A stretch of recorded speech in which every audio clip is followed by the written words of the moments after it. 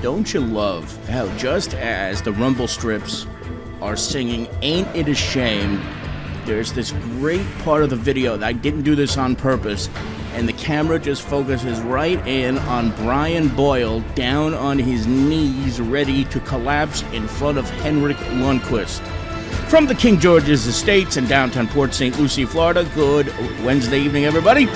Welcome back to KC&60 right here on DARPATV.com. Kevin Knessa here with you for the next hour. For all of the regulars, I welcome you back to the program, and anybody here for the first time, I welcome you to the program for the first time as well. So here we are on a Wednesday evening. Didn't do a show yesterday, but I'm glad to be back. I'm very sorry, Maddie, who drip wet went from his bathroom to come watch the show, or his loo, and he came back, or the washroom, whatever the hell you call it, United Kingdom, and I wasn't doing a show, and I didn't tell him, and that was really a jerk move on my part, so I'm really, really sorry about that, Maddie, from yesterday. Of course, it was also my way of getting even with you, because the Colorado Avalanche beat the Devils the night before in overtime by a score of 2-1, a game the Devils led for 59 minutes and lost, which is just pretty typical of this team. Every time they play a game, they wind up losing, and they usually are winning for a good portion of the game and then just lose in like the last minute or two of play, except, of course, the game that was played at Yankee Stadium where they got their asses kicked by the New York Rangers, but we're not going to get into that because that's just a bad memory all the way around. So here's what today's show is going to be like. I'm going to talk a little bit in the first segment, not to belabor this, but I'm going to talk for the last time about Philip Seymour Hoffman. I have a theory that I want to share with everybody that's pretty different, to say the least, but I want to explain to you at least a little bit about how I believe he overdosed and how easy it was for him to overdose. In the second segment of the program today, Caitlin Campbell will join me from all the way up in beautiful Toronto, Ontario, Canada. She's going to try to beam in. We don't know. She's never done it before, so I don't know. I didn't get a chance to really explain to her fully about how to beam in. If not, she's going to call in. And we'll talk a little bit about the NHL. Thomas Vanek passing on a 7-year, $60 million offer from the New York Islanders. And, of course, her boy, Ryan Miller. She's a big Sabres fan and a writer for SaberNoise.com. Ryan Miller, it looks more and more like he's going to be traded, so we'll talk about that. The Olympics, the conditions in Sochi, which are supposed to be deplorable at this point in time, and just a couple of other things, of course, in the NHL as well. Now, there was also, in the Super Bowl, this is a couple of days late, of course, there was some controversial commercials that I want to take a look at. And if we have some time, I have a nice auto-tune of John Tortorella auto-tuning. And, of course, we know how much everybody here loves John Tortorella. Now, I have another announcement, too, before I get into the Seymour Hoffman stuff. And that is that the actor Blake Robbins will be joining us sometime next week on KC&60. Some of you will remember Blake Robbins. If you ever watched the TV show Oz, which is one of my all-time favorite shows, Blake Robbins was a pretty integral character on Oz for at least 1.5 seasons. He played Officer Dave Brass, one of the correctional officers at the Oswald Correctional Facility. And his character was wild. His character was really on his way to becoming an NBA star when an inmate slashed his Achilles tendon. So if any of you are fans of Oz, this will be a show you definitely want to tune into, because Blake Robbins is going to join us. He's going to talk about his experiences as a cast member of Oz, and he's also written and produced his very first feature film, which I'd like to really encourage everybody to see when it comes out, because I haven't seen the film yet, but I saw the coming attractions, the preview, and it looks phenomenal. And not only that, Blake Robbins is just an all-around great guy. He's just a phenomenal guy and a great actor. And those of you who know me, one of my favorite shows last year that got canceled right away was Monday Mornings. And Blake was the very first character ever seen in Monday Mornings. He was the first doctor to be criticized, and he only lasted, unfortunately, one episode. I wish they had given Blake more of an opportunity in the show, but he'll be with us sometime next week, and I think it's going to be a very, very enjoyable segment to have him on from California. Now, to the Philip Seymour Hoffman situation. When he was found dead in his apartment with a needle stuck in his left arm. They found with him also 5 other medications. One was called Vyvanse, and that's something that's given to people who have ADHD. And at one point I took it, prescribed by my doctor, and it was an extremely helpful medication. It helped me to focus. It helped me to keep very, very on the right path, I guess, when it comes to thinking. I have a very short attention span. Most of you probably wouldn't realize that, but I do. And I really can't sit still for a long period of time. I certainly can't read for more than about 7 minutes at most in a sitting without having to put a book down or a magazine or a newspaper down. So Vyvanse was one of the medications that Philip Seymour Hoffman had. The other medication that he had, and I'm going to explain this a little bit, is a medication called buprenorphine. Now, I want to explain how buprenorphine works. Buprenorphine is a medication that is given to people who have an opiate addiction, whether it's heroin, whether it's a prescription pill, whatever it is that has an opiate drug in it. Buprenorphine is given to people who are addicts and who want to get clean for the reason simply that it will take away, number one, the urges that people would have to want more of their opiate drug, and number two, it takes the edge off and it eliminates the withdrawal. If any of you have ever seen a movie, or maybe in your real life, a person who goes through withdrawal from heroin or from prescription pills, it is not pretty. It's chills, it's sweats, it's feeling like you're going to jump out of your skin. It is the worst feeling in the world. And unfortunately, I know what it feels like because I had to a much lesser degree from my days of taking prescription pills, when they would run out or if the doctor wasn't available or anything of that nature. The withdrawals, when you don't have it to take it, are just absolutely infuriatingly painful. They really are. And in many cases, if you're not careful, especially if you're taking heroin, the withdrawals could easily lead to death. That's how serious they are, to heart attack, the sweats and the paranoia and all this other stuff. Now, when buprenorphine is administered to a patient, the withdrawal goes away instantly, as does the desire, most of the time, to want to continue to take the narcotic that you were originally hooked on. Now, here's the thing that you have to be very, very careful of. When you are a patient and you are taking buprenorphine, if you try to take a pill, a pain pill, or if you try to shoot heroin, it will have the effect on your body that it's supposed to have. In other words, it might take away the pain if it's a painkiller. But what it will not do is release the endorphins that give you the euphoric feeling and that high that you get from taking Vicodin or Percocet, or if you have a bad back, or the heroin, which is just an indescribably pleasant feeling. And so what I'm expecting we're going to hear when Philip Seymour Hoffman's autopsy is released, that in his system was buprenorphine, and that he died of an overdose because when he was shooting the heroin, the buprenorphine was in his system, and he could not achieve the high that he was expecting to get.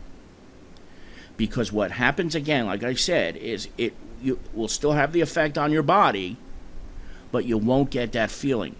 And so what I suspect he probably did, because the buprenorphine was in his system, that he kept injecting himself and injecting himself and injecting himself more and more and more, thinking that if he kept putting more in, eventually he'd start to feel high.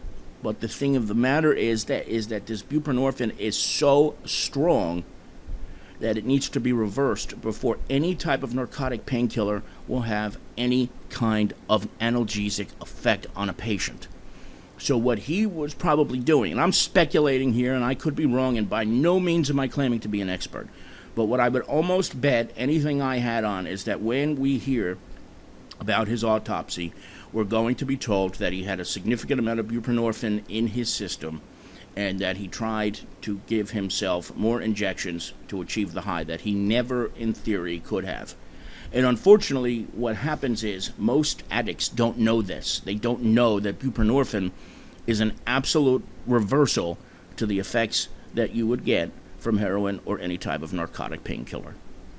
And so as far as he would have known, he's probably thinking, well, it's like when you drink. If you drink one and you don't get a buzz, if you put down a couple more, eventually you're starting to feel pretty good, okay? In this case, no matter what he did, no matter how much heroin he injected into his arms, he would not have gotten or achieved any type of significant high. And what he probably did was he put so much in his body that what ultimately happens is respiratory arrest. The brain forgets it needs to breathe for you. That involuntary movement that happens when you basically are to stay alive. You don't think about breathing, you just do it. But the brain, because it was probably so effed up on heroin in conjunction with this buprenorphine, you're going to find that more than likely that's what happened. Now, I could be 100% wrong here, folks. I could be just completely off my bonkers.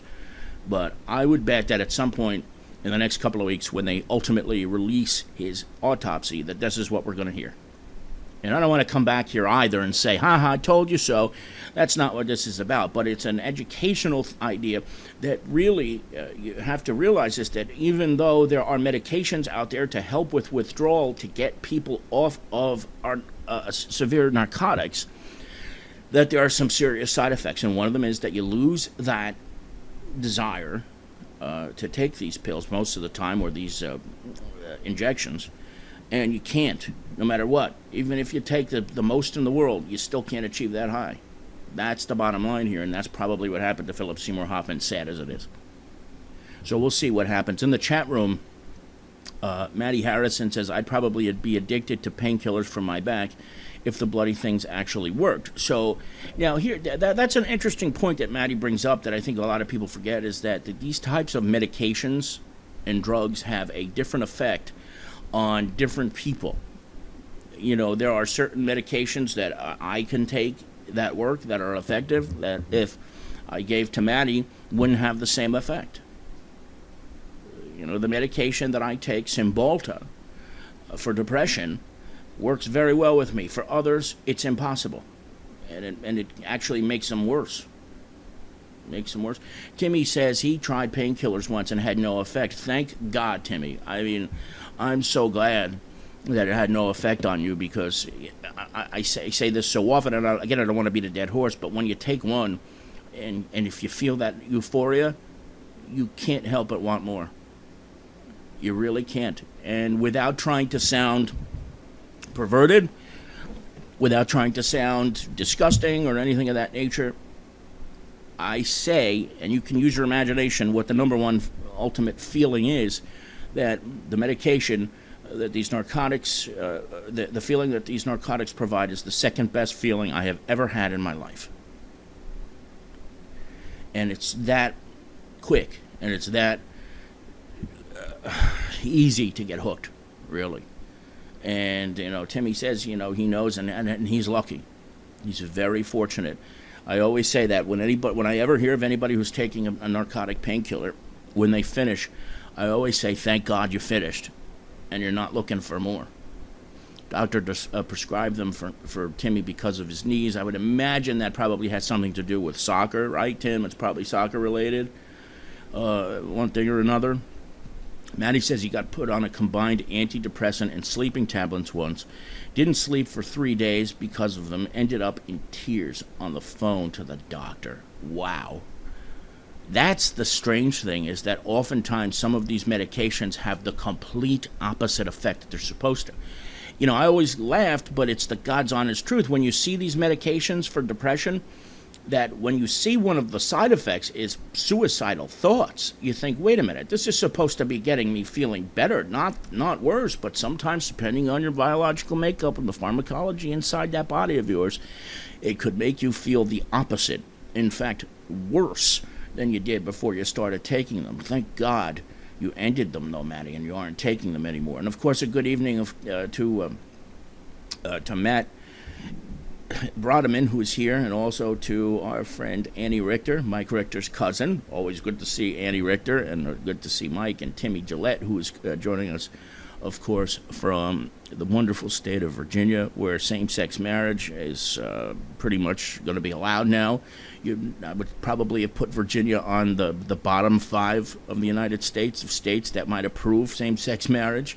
But surprisingly, it looks like it's going to be allowed. So I never would have thought Virginia, especially since they have a constitutional amendment banning it, but that's what was overturned. So I digress. But again, welcome to everybody here. Timmy says he has an interesting story about Virginia and same-sex marriage, and I'm looking forward to, of course, hearing that.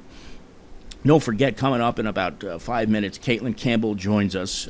She will be here with us, and she will talk to us about the NHL. Annie Richter in the chat room just said, I will admit I was addicted one time to painkillers. And Annie, I was too. There's nothing worse, nothing better. As far as I'm concerned, you feel great when you're doing them, but when it's over and you're going through withdrawal, I'd rather have been dead, I think. That's how bad it was. And I'm just glad to know that our Annie is certainly not anymore, and I hope the recovery process has been good for you. Yes, Matt, we're going to talk a little bit about Sochi, too, with Caitlin when she gets on the air. I've heard some incredible stories about Sochi that some of these hotels haven't even been completed, and some of the athletes are living in hotel rooms that don't have doorknobs and that have running water that comes out looking like urine. Exactly. Timmy just said it just as I said it. And the authorities, including Vladimir Putin, have said, don't drink the water if you happen to have it, because not only, sometimes you might hear like water is, not good for you, but they're saying like it's dangerous if you take some of this water, if you drink this water. And they don't even want you to wash your face with it, even if it's hot. But who the hell would, of course, wash their face with yellow water? I mean, I would hope that people would be smart enough to know not to do such a thing. So, who knows? Now, before Caitlin joins us, and again, I'm not sure if she's going to come in by camera or if she's going to come in by phone. We'll deal with that when that happens. I want to show you this. This was great. I occasionally come across things on YouTube or on Facebook that are absolutely wonderful. And I think Caitlin is here in the chat room already. How's it going, Caitlin Campbell? Of course, Caitlin from sabernoise.com, a dear friend of mine and one of the best hockey writers that you're ever going to find. And she's not even 21 years of age yet, so wait till you get a chance to read some of her stuff. Before I show you this thing with John Tortorella, this is Mickey, the dog who lives in this house. He's Ashley's dog, and Mickey can jump. Wait till you see this. I saw him doing it yesterday, and I just had to grab the camera, and I had to film this. Look at this. Mickey, of course, just keep in mind, is a mixture of a pit bull, a greyhound, and a Labrador. Take a look at this. This is Mickey jumping.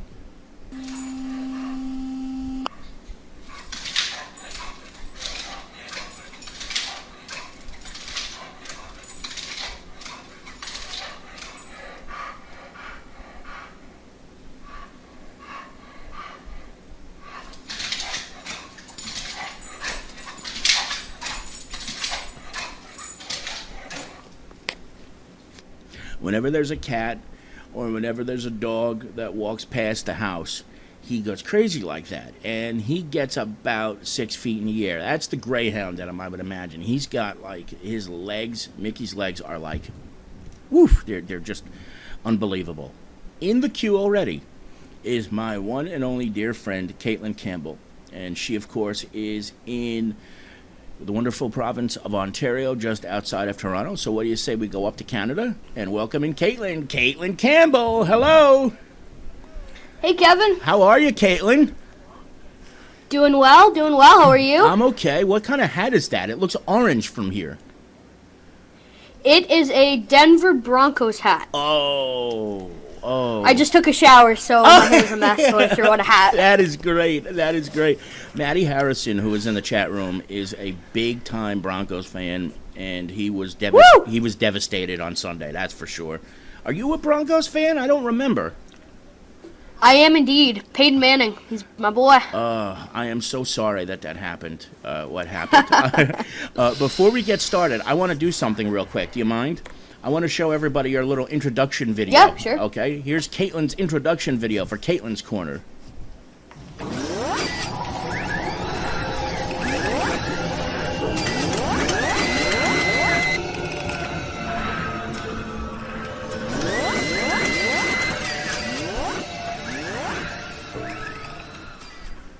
So, Caitlin, it was 85 degrees Fahrenheit here today. What was it around your way? We had a snow blizzard. Did you really? How much snow did you get? Yes, we did. There is so much snow out there. I am about 5 feet tall, and I think the snowbanks are taller than me, so it's pretty brutal. Classes were canceled at my school, everything. Oh, good. Okay, so at least that's how you got to get caught up today, right? Are you having that time off? Yeah, I don't normally have class tonight, but it's still good not to. It's good that they canceled school right? for. Isn't it? Now, do me a favor, just for people who may not remember you from our earlier days, or who maybe didn't listen to Joel's show up in New York, let everybody know about what you do as far as hockey right now with your writing and the sabernoise.com and all that stuff, would you? For sure. So I started writing about 2 years ago. I started my own blog, Puck Stops Here, and then from that, my hockey writing took off. Met Kevin somewhere along the road writing for Sports Rants, and now I'm writing for Fansided, which is part of the network sponsored by Sports Illustrated, and I'm the editor at the Buffalo Sabres site, which is actually the best site, believe it or not. We're the 30th ranked team, but the #1 site. It really is the best site. I mean, it's so comprehensive, from your stuff to the other stuff that's written, to the polls, to the photographs that are used. The overall look and aesthetics of the website is phenomenal. So congratulations on that, Caitlin. You're doing a great job with there. I just hope that continues for a long time to come. Thank you. Yeah, same here. It's going great, and I love it. Great. Let's get into the NHL here. I read a report just this morning that it's possible, again, this on and off with Ryan Miller being traded. They listed a couple of places where he might go, including Minnesota, Washington, and the New York Islanders. What are you hearing lately about Ryan Miller? Is he staying in Buffalo, or do you think he ultimately gets traded at some point before the trading deadline? I think he definitely goes. He had an interview yesterday where the Buffalo News asked him what his future was in Buffalo, and he wouldn't confirm anything, whether he'd asked for a trade or not. And basically, he said he's still waiting to hear Buffalo's plan, but Buffalo isn't really going to know their plan for a while yet, and they can't afford to wait and not get anything from Miller, which is exactly what Tim Murray said, our new GM. He said he is going to do everything he can to not let Miller get away for nothing, and I don't see Miller coming back here, so I think he's gone for sure. Is there any indication yet where he's going to go? Because Timmy Gillette, who's in Virginia, says that he's been hearing that Miller's coming to D.C. to go with the Capitals. Do they have somebody who they would be able to give that fits that description? Murray today said he's been in talks with 4 teams in regards to Ryan Miller. I've heard that the 2 front runners are the Minnesota Wild and the Washington Capitals. St. Louis Blues are also in the mix, and I think the Canucks even might be in the mix, which is a bit of a surprise there. In terms of what they'd get for him, I know Pat LaFontaine asked Anaheim for Gibson and a first overall pick, so they're aiming high right now, but I don't think they'll get that. I think they'll settle for a prospect and a draft pick maybe. But it doesn't have to be a first rounder. Is that what you're saying, or do you think he's not going to give in and it's got to be a first rounder? It's got to be a first rounder. I think they're going to go hard after Connor McDavid next year, and we have the potential to have 2 picks in the top 5 this year, so it's got to be first rounder. Now, Connor McDavid is this 17-year-old, right? That is supposed to be just phenomenal in the juniors, right? Is that the right guy I'm thinking of here? Yeah, that's him playing with the Erie Otters in the OHL. Okay, and he's definitely going to go #1, right? It's between him and a guy I believe called Jack Eschel. I'm not sure on pronunciation, but they're the projected 1 and 2 for next year, but a lot can change between now and then. Of course. We're talking to Caitlin Campbell, the editor of sabernoise.com, one of the best sports blogs in the United States and Canada combined, as far as I'm concerned. And Caitlin, another one of your guys, Thomas Vanek, who was traded to the Islanders earlier this season, just rejected a contract offer of 6 or 7 years at $50 to $60 million. Is he out of his mind not taking that, or is this just another one of those, okay, it's the Islanders, it should be expected type of deals? He came out today and said that it's nothing against the Islanders or anything like that. He just wants to hit the free agency market on July 1st, and his heart is set on going to Minnesota. One of his best friends from the Sabres, Jason Pominville's there. His wife is from there. He went to high school and university there. He played hockey there. And there's a good chance Miller could end up there. So Pominville, Vanek, and Miller could reunite there. So I think he'll be in Minnesota before it's all said and done. You know, that makes my stomach turn, because I'm still not over Zach Parise going there with his boyfriend. What's his name? I can't think of it right. Suter. Yeah, right, Ryan Suter. And the thought of Vanek and Miller there reuniting with Pominville and those two just, it turns my stomach. But that would make them, really, would that not make them an absolute instant contender? That's a tough team to beat if that happens. That would be crazy. They have a lot of questions with their goaltender, so I think they're going to take a hard run at Miller. Yeah, I just hope it doesn't happen. Again, we're talking to Caitlin Campbell live from Ontario, and the NHL goes on break after Saturday night's games. Caitlin, tell me this: who is going to win the gold medal in Sochi? Oh, that is a loaded question. Yeah. That is a loaded gun, my friend. Right, I didn't wait for that. As you know, I am Canadian, but I am going to go out on a limb here and say Canada does not win the gold. Whoa. I think they have some major goaltending issues they need to figure out. The big ice is going to be a bit of a challenge. I think they'll medal, but I don't think they'll win it. I think Russia's going to take it home on the home ice. Ovechkin is beyond excited to be playing in the Olympics in his home country, so I think Russia's going to be the team to beat this year. That is something. And that team also is going to have Ilya Kovalchuk on it. And yeah, I'm not bitter at all, Caitlin, really, about former Devils going elsewhere. Not bitter one bit. I've noticed. What about the Americans? Are they going to have a decent showing, or are they just not strong enough? Because I don't get a good feeling going into this at all for the U.S. For Miller, I'd like them to have a decent showing. If he has a big Olympics and is given the starter's job over Quick, then it just raises his trade value. So it's great for the Sabres and Miller. But yeah, their team doesn't seem to have that offensive firepower that they're probably going to need to compete with the Russians and play on the big ice. You know, they're going to really be counting on Miller and Quick to shut the door and basically do what Miller did last year and bring them to the gold medal game. Absolutely. Now, I'm going to switch gears a little bit and turn our attention to the outdoor series. And if I'm not mistaken, you weren't a big fan of having this many games outdoors, right? Correct, okay, yeah. Right. At first, I was not a huge fan of it. All right, now that there have been 2 games played at Yankee Stadium and 1 at Dodger Stadium, what are your thoughts on what's happened, and do you think you could call it a success at this point? Yeah, I think it could be considered a success. I watched one of the games at Yankee Stadium, the first game. Didn't watch the game at Dodger Stadium, but just the way hockey was embraced, the NHL did a great job on Instagram and Twitter, pumping up these events with pictures, interviews. The genuine excitement of the players to be playing outside, even the guys out in LA who, you don't play outdoor hockey in LA growing up. It just doesn't happen. It's roller hockey. But just the genuine excitement from the players really made you as a fan excited. Even the outdoor classic, the Leafs, I was watching the HBO 24/7, and the Leafs' genuine excitement when they showed up to the Michigan stadium where they played, it was incredible. They're taking pictures, just the sparkle in their eye. It was like, wow, this is something.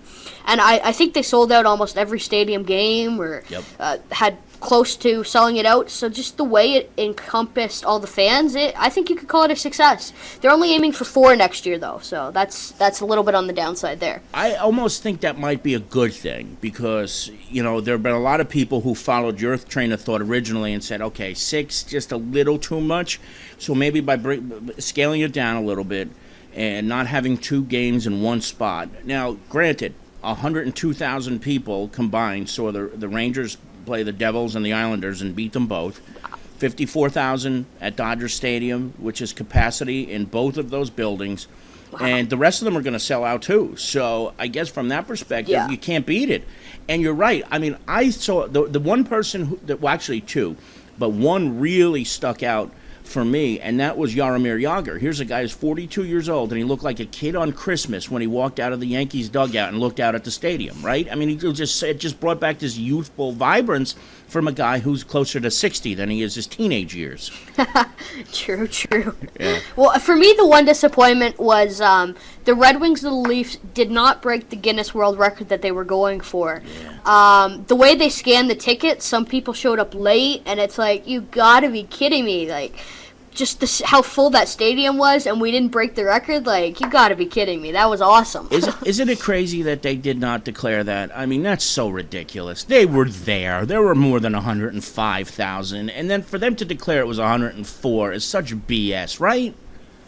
It truly was. That stadium was packed. It was incredible. I had a lot of friends that headed down there, and they said it was a truly amazing experience. Let me ask you this: if you're a player out there, you played hockey, you were a great goaltender, and if you're playing in those conditions, is it impossible with the snow falling and the conditions as they were? Would that have been a big challenge for you if you were playing goal?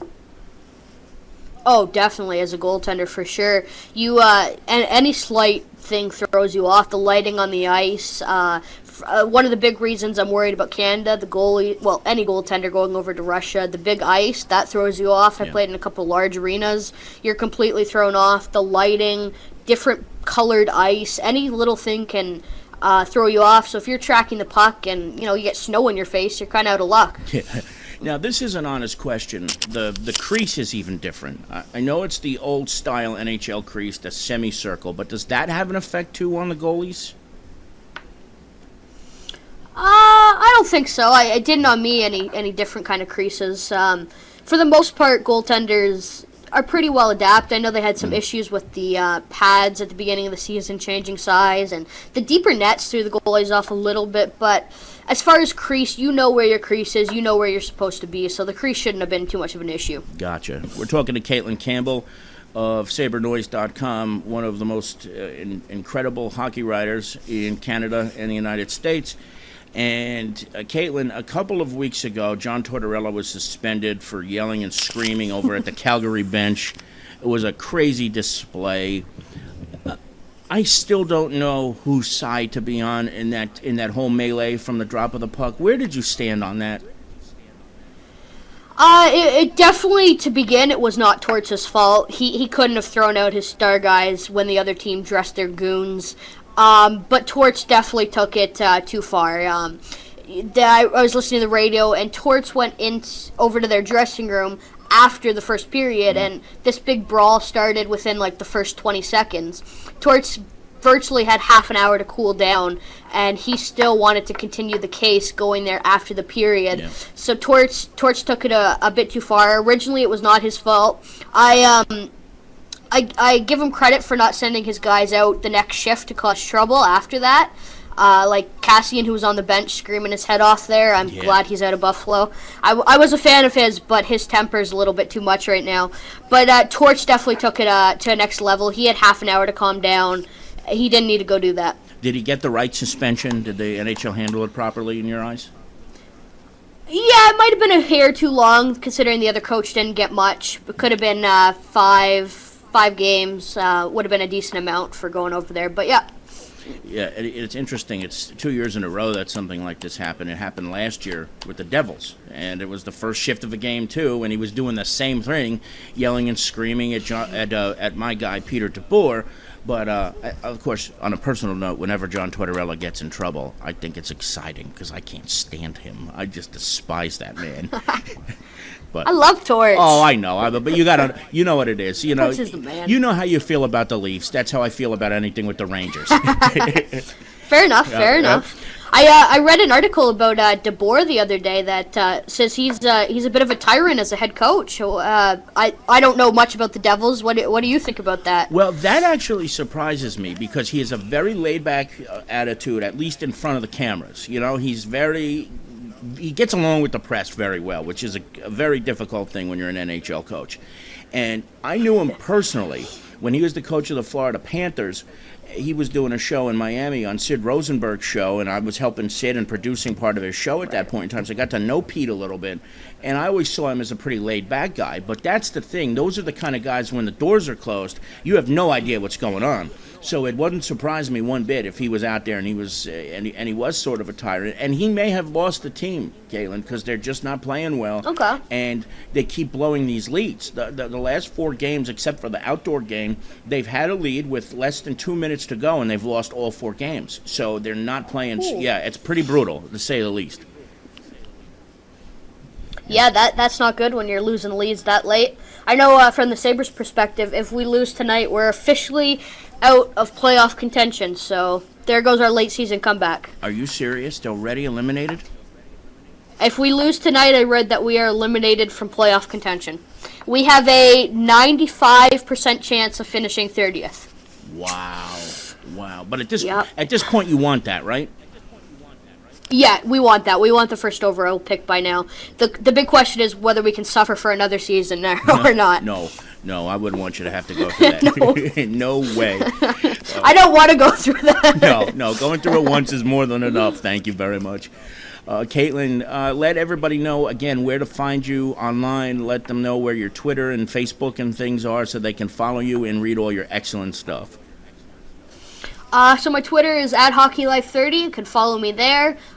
Just over 2,000 followers there. I love to talk about all things hockey and other non-hockey things too. A little bit of football, throw that in there.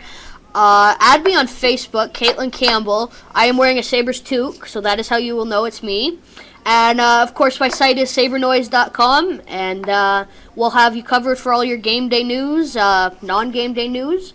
And then if you're a general NHL fan, hit up fansided.com. They got all your regular NHL stuff, a lot of Winter Classic stuff. Awesome stuff. And, Caitlin, I'm so glad you're finally on here for Caitlin's Corner, and I hope we get to do this on a regular basis now. You did a great job when Joel was doing a show up in Olean every single week, and hopefully we can translate it here to DARPA TV now. Thank you so much, buddy. For sure. Thank you, Kevin. Take care. Okay, Caitlin. See you later, buddy. There she is, the one and only Caitlin Campbell, coming to us live from a wonderful, wonderful province of Ontario in Canada, just outside of Markham, Ontario. She is the best. And let me tell you how I met Caitlin. Some of you may remember Sports Rants. I used to do a blog on it, and Joel was doing a show on there once a week. And one day I was listening to this awful show that they have on their network called Slicks and Sticks. It was a mixture of NHL and NASCAR. And I don't know how it happened, but it just so happened that since Caitlin was writing at the time, and I was too, that the host of the program had us both on the show, on the air, at the same time. And we just wound up following each other on Twitter that night, and I got to reading her stuff, and she is a wonderful writer. She's got a natural talent that most people at the age of 40 don't have when it comes to writing. She's got great grammar, spelling, excitement to her writing. She really wanted to be a professional hockey player, but unfortunately had too many concussions, and it unfortunately put her out of the running for playing hockey.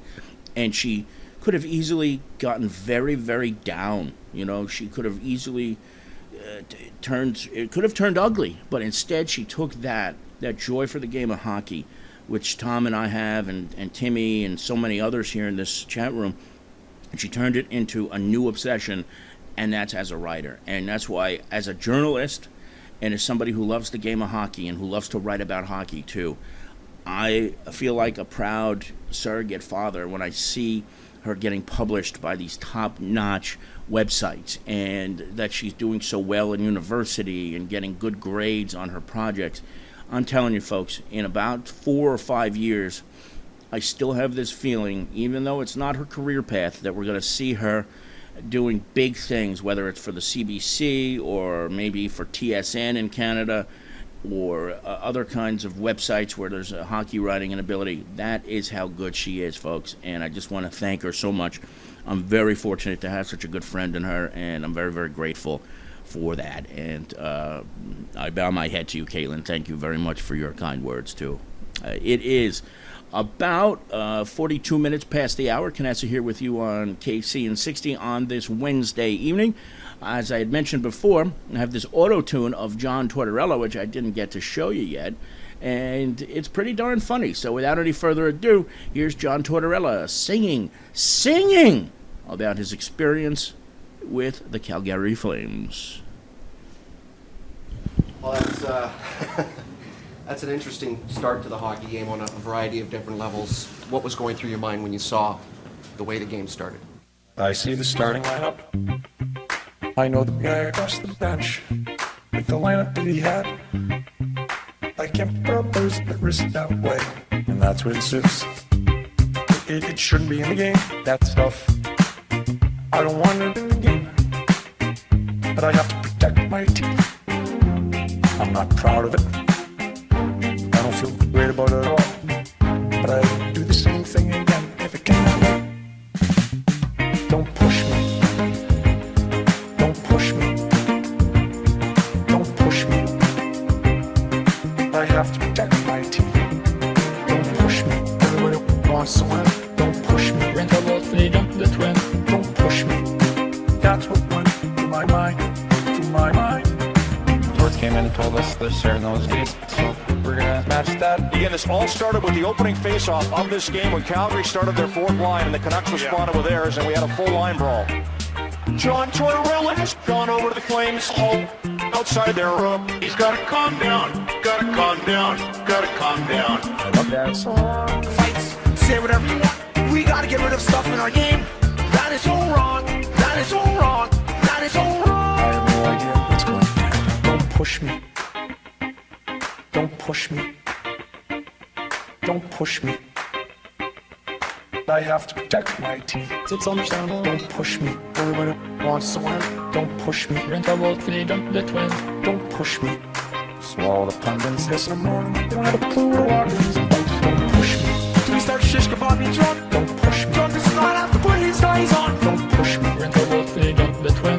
I have to protect my team. It's understandable. Don't push me. He's an emotional guy. Don't push me. Doesn't want to be known as a soundbite. Don't push me. Everybody wants to win. I have to protect my team. It's understandable. And we found a way to win. Thank you, Torts. Thanks, everyone. Don't push me. Don't push me. Don't push me. I have to protect my team. Subscribe. Subscribe. Another motif. I love that tune. It was great.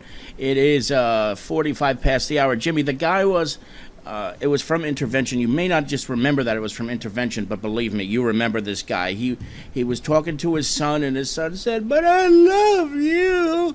And he was like, "Yeah," when he was crying. Come on, I know you remember this. So, listen, I'm going to take a quick commercial break, and when we come back, there's a whole bunch of other things to get to, including this woman who says that Barack Obama should be executed, and, of course, a whole bunch of other things. You're watching KC and 60 on DARPATV.com. Please don't go away, because I'll be back in a few seconds, and if you're not here, I'll be sad.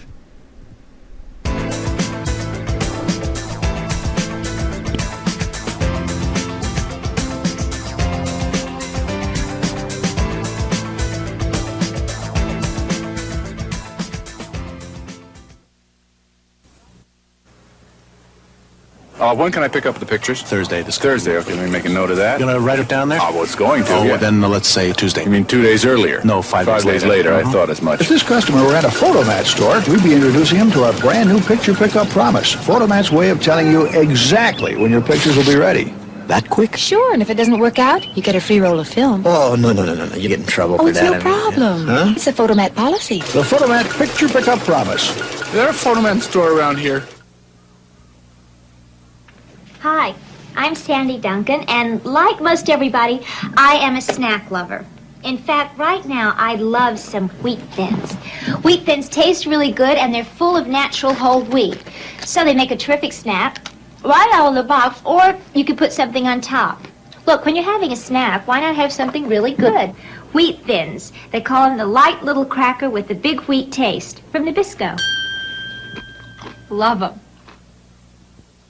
I hereby dub you the Easter Bunny. Wednesday, a special family presentation narrated by Fred Astaire. The Easter Bunny is coming to town today. Let's all have a happy Easter. The Easter Bunny's coming to town.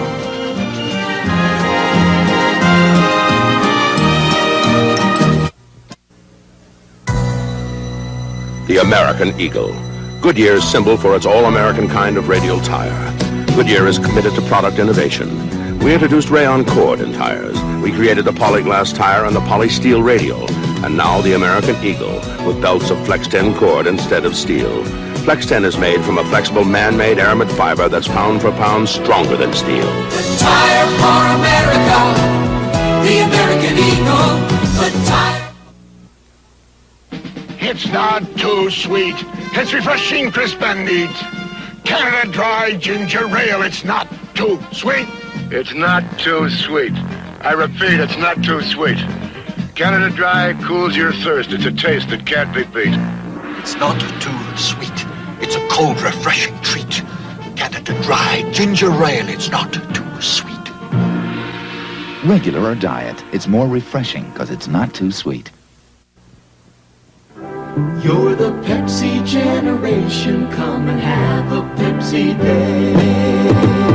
Come on, come on, come on and taste the Pepsi way. Come on, come on, come on and have a Pepsi day. Wrap a thirsty smile around it. Raise a Pepsi up and down it. Come on, come on. Come on, come on.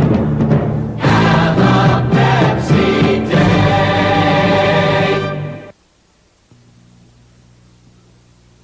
What's this stuff?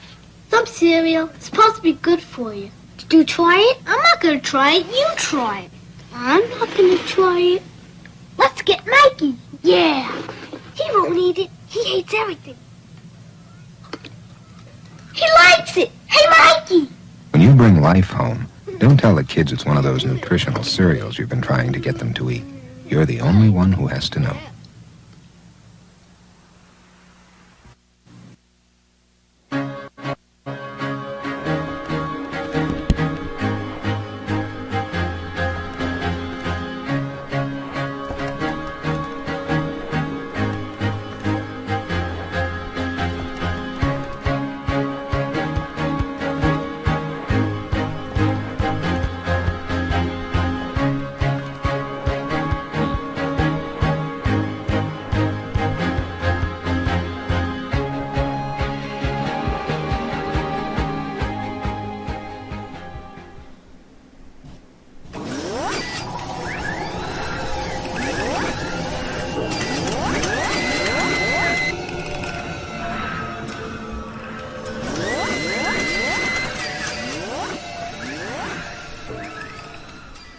It is 50 minutes past the hour. Canessa back with you here on KC and 60 on DARPATV.com. So glad you decided to join me tonight.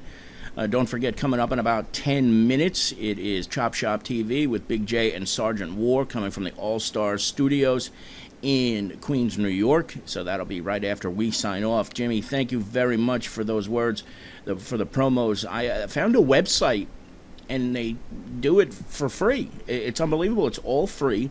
They look so professional, and it only takes about 2 minutes, and they're all done. You just got to upload the pictures, and boom.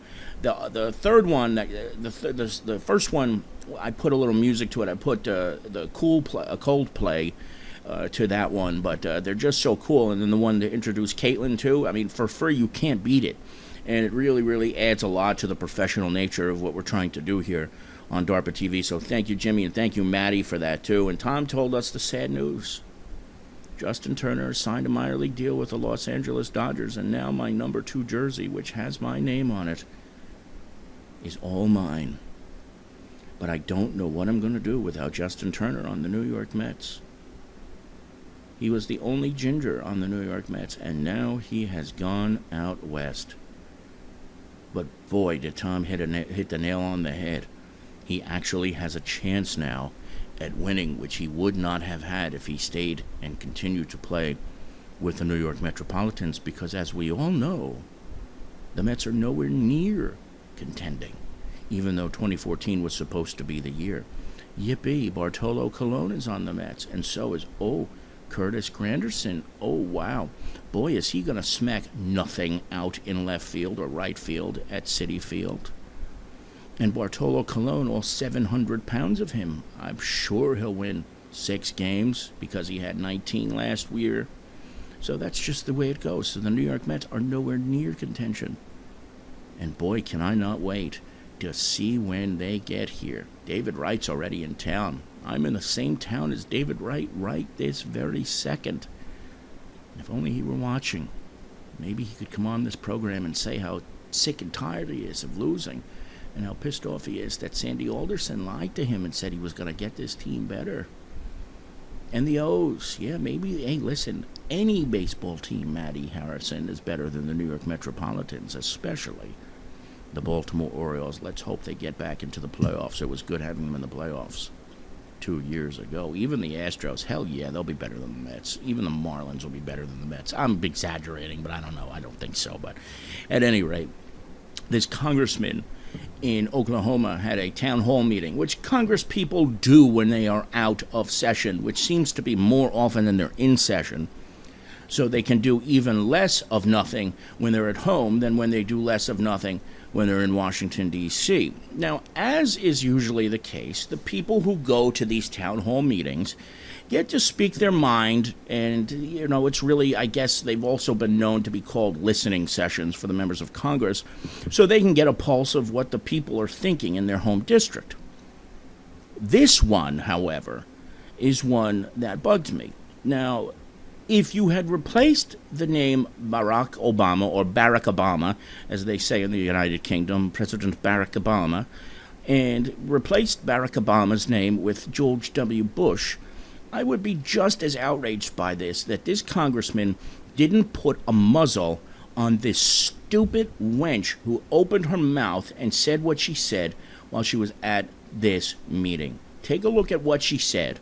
In case you can't understand her, she is speaking in English, but I tried to put some subtitles in there because, as you know, some people in Oklahoma, though they contend that English should be the only language, they themselves have a difficulty speaking it.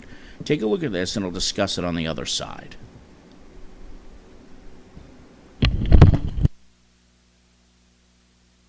Had an open border, and only we would legalize drugs, all these problems would go away. Well, look, we've pretty much got an open border, and Colorado has legalized drugs, and guess what? It is now the prime location in the world for organized crime, where they are distributing all kinds of drugs, not just marijuana, throughout our entire country.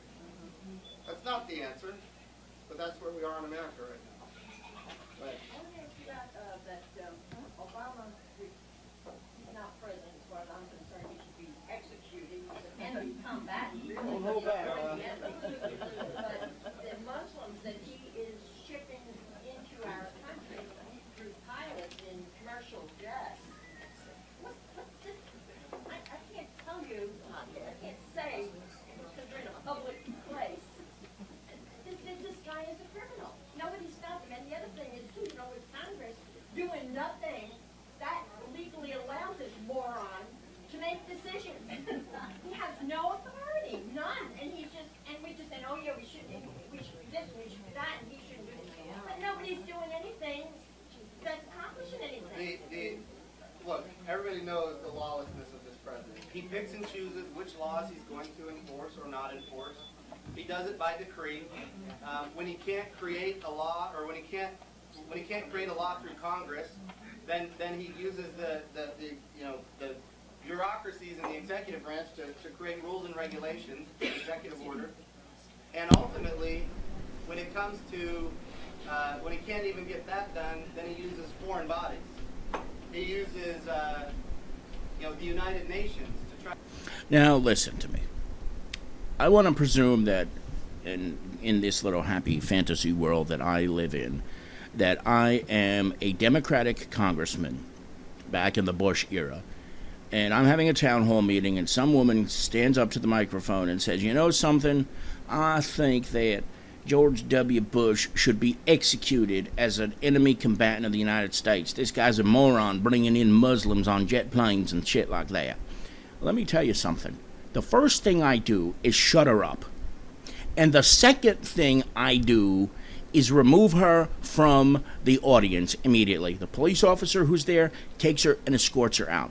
This idiot from Oklahoma not only doesn't do anything, but he laughs and, in essence, encourages her to continue, and that's what she does. You know, Timmy brings up a great point. McCain hushed a woman for calling Obama a terrorist and a Muslim back in the campaign of 2008, and I loved the way John McCain handled that. I loved the way he handled that. He did it the right thing. He did it the right way, rather. He did. But this idiot lets her continue. That these Muslims that he's importing on jet planes with commercial pilots, listen, you know, where do they come up with this? I don't understand where they come up with it, but for the congressman to sit there and laugh and basically condone what this idiot says, this is our country, Timmy and Tom, and say this, you know, this is what there are crazies out there. Indeed, these people are in our neighborhoods, folks. They are in our districts. They are not far away from you or me, no matter where you live in the country. But for God's sake, I mean, come on. This guy should be executed as an enemy combatant of the United States. I don't care how much you hate a president. You don't say that. You don't say that at all. And these people are unbelievable. And Tom just said it. They are everywhere, and racism is alive and well in this country indeed. In fact, I might go so far as saying it's never been so bad because it's clandestine. At least in the 60s, it was overt. And you knew who the racists were, and they didn't hide it. Now these people try to hide it and say, you know, I want Barack Obama executed. Why don't you just say, I want the dumb monkey N-word executed while you're at it? Send him back to Kenya, if not, to be with his Muslim parents and Muslim family. That's what they should be saying. That's what they're thinking when they come up with this nonsense bullcrap.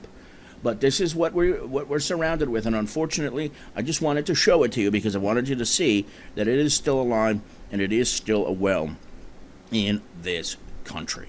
It is 58 minutes past the hour, and unfortunately, that is going to do it for this edition of KC and 60 on DARPATV.com. I want to give a special word of thanks to my girl Caitlin Campbell for coming on tonight and for talking some great stuff with the NHL, and many thanks to each and every one of you for spending part of your Wednesday evening with me on KC and 60. It is hot as heck here in Port St. Lucie, Florida. At this hour, it's still 78 degrees, and I know that makes a lot of you jealous because you've been shoveling snow all day.